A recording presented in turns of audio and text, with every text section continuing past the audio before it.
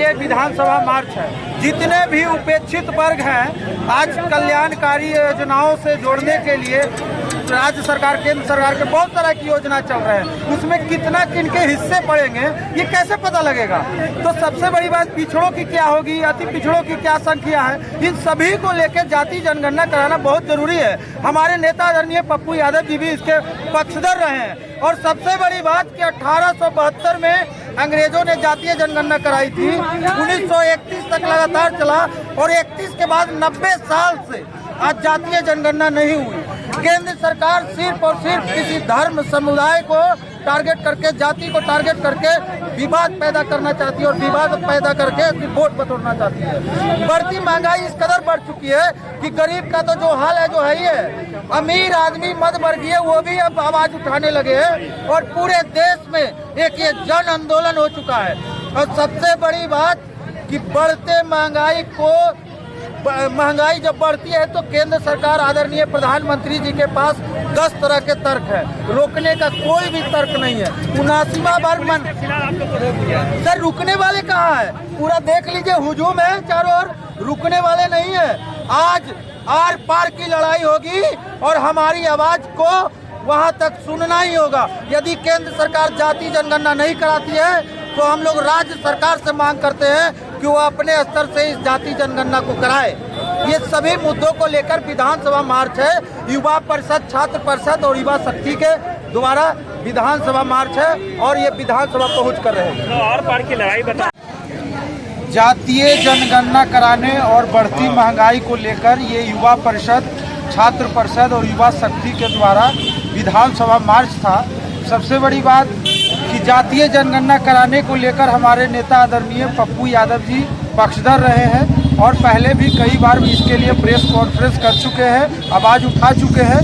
जातीय जनगणना कराना इसीलिए ज़रूरी है क्योंकि उपेक्षित वर्ग जो है वो कितनी संख्या है उनकी और कितनी भागीदारी है और केंद्र सरकार और राज्य सरकार के कितनी योजनाएं चल रही, उसमें क्या क्या उनकी हिस्सेदारी होनी चाहिए, ये सबको उनको सही आर्थिक और सामाजिक मुख्य धारा से जोड़ने के लिए जाति जनगणना बहुत ही जरूरी है।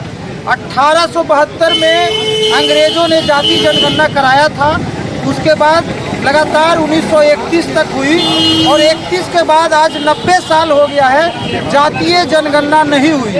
केंद्र सरकार बार बार विवाद पैदा करती है, कभी किसी खास धर्म, समुदाय और जाति को टारगेट करके आम जनों में एक विवाद पैदा करना चाहती है। तो हम लोग उसके पक्षधर नहीं है, हम लोग जातीय जनगणना कराने के पक्षधर में है।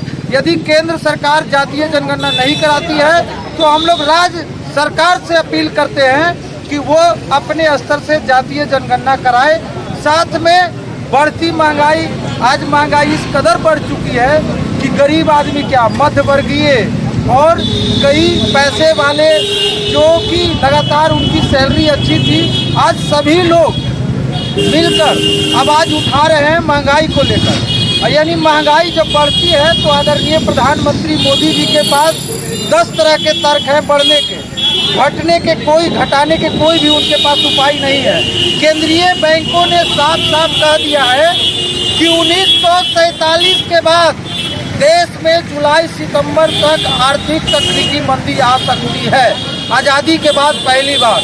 इन सभी को सुधार के लिए हम केंद्र सरकार से अपील करते हैं कि वो जातीय जनगणना कराए और बढ़ती महंगाई को रोके, अन्यथा जन अधिकार पार्टी बड़े पैमाने पर आंदोलन करेगी।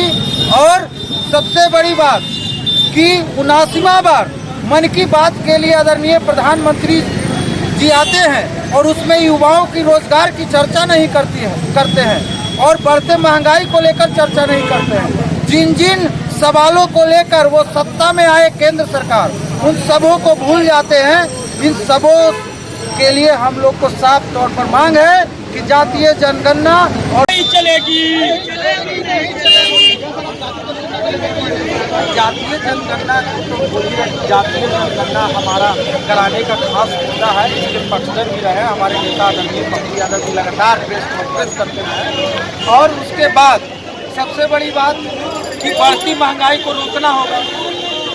महंगाई बढ़ रहा है उसके लिए 10 तरह का तर्क है, रोकने के लिए कोई तर्क है। तो इन सभी मुद्दों को लेकर हम लोगों का विधानसभा मार्च है और ये विधानसभा